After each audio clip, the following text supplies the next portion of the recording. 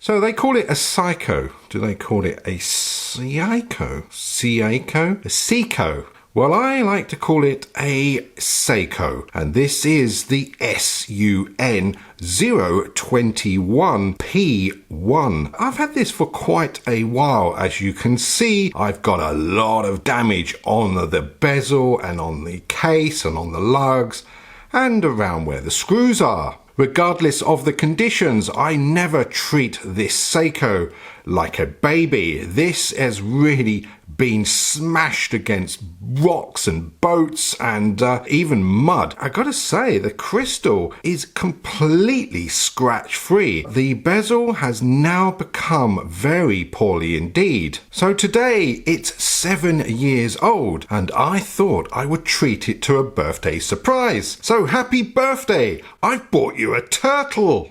If you follow my Instagram account, you would have seen this turtle before. Now, this is an SRP, and it is the 779 version with the HaPpY bezel. But I've got an SKX, the non-Japanese dial, and look at that. And I've even customized the hour and minute hands, and I have sapphire crystal with the AR blue coating. Forget about all that. The bezel on here is actually a good match to my Sun021. So the first thing I need to do is take off the old bezel. So I'm gonna lie a cloth over there and use my little pointy tool here and give that a little prise right on the edge there. Look at that. I have to be honest with you, I've actually taken this off before and I've cleaned all the grit and sand and also all the double-sided tape. I need to measure this up to the new bezel and see what it looks like. In the meantime, that is what it looks like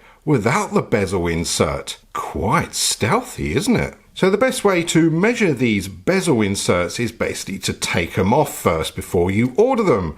And I'm getting a reading of 32.6 on the inside, and on the outside it's measuring 38.7. So what did I get in the bag? Well, I've got the bezel insert and I've also got some 3M double-sided stickiness, and they were generous enough to give me 2 because they know I'm gonna cock it up the first time. I've changed my mind. I've decided to put it onto my turtle. How about that look? I was joking. Anyway, let's get on to the measurement side and let's see what's happening on the inside, comparing it to the other one. So I'm getting a 32.3, which is very good. It's about the same, isn't it? And the outside is a little bit bigger. It's 39. So I might need to sort of sand that down a little bit. Oh, how rude of me. I didn't show you a close-up of it. Well, this is made of aluminium, and if you're over the pond, aluminum. It even has a little pip on there. Look at that. It's sort of like an anodized orange, and then on this side, on the 20-minute marker, that is in black. And it sort of has a very slight sort of sheen to it. Now, matching it up to the original, the new one is just a little bit wider. So what I'm going to do, I'm going to use the original as a template so I can get it sanded down.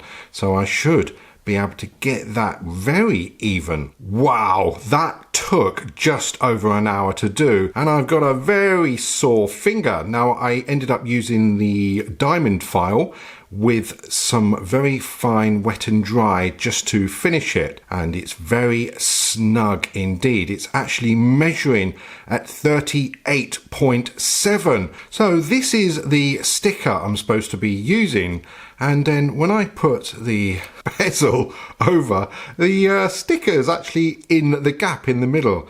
So that is a load of rubbish, really. I'm not impressed with that. Luckily, I've made the bezel very, very tight indeed. So I'm going to do this off camera because I want to get it right.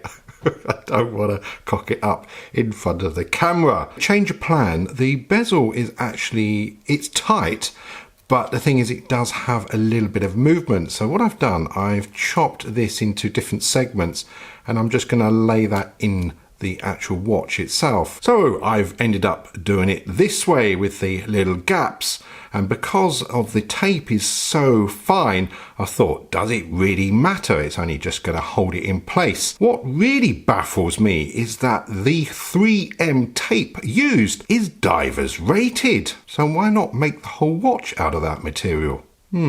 So that's what it looks like with all the backing removed, and because the bezel on the Sun21 is absolutely tight, I mean there's no backplay whatsoever, it's going to make this a lot easier to get this lined up. I'm going to do this off camera. Oh my gosh, that is horrible. I hate it. Nah, just joking. That is stunning. I love it, and it really does line up. The thing is, I use my bezels, so wherever I use them last, they just stay in that position. I'm not OCD and I don't care if it lines up. So in this particular case, I really didn't need to bother and take it off the camera. I could have just thrown it on there, but there we go. I've made it absolutely perfect. Now look at that. Now, when I was trying to look for a spare bezel for this Sun21 or 021, there isn't any spares, and there isn't actually anybody who's actually done this. So there is a first. Let's get that bit of fluff off there. Now there is a little bit of a lip there. On the original it would have been flush. Now I actually prefer that, so because then it won't get knocked so easily. Now having a little bit of the bezel edge there to protect it. The pip on this one is raised, whereas on the original it is sunken down. So I'll see how that goes and see if I can get that to be knocked off. I'm sure I will. But I actually really do like how I've sort of envisioned it. I do like that orange, and it does have the yellow on the hand there. And yeah, it's given it a little bit more of a colour. I don't have any part numbers, and the supplier I used was just a random one off eBay. So if you just look on eBay for a turtle bezel insert, then there you'll find them. You need a new model number. How about Sun069? With them side by side, the bezel on the actual turtle looks bigger compared to what's on the actual Sun there. Isn't that a sort of mystery? Anyway, that is my happy birthday Sun021. We have now a new bezel insert. Let's take you outside and show you off, because I'm sure the viewers want to see some wrist shots.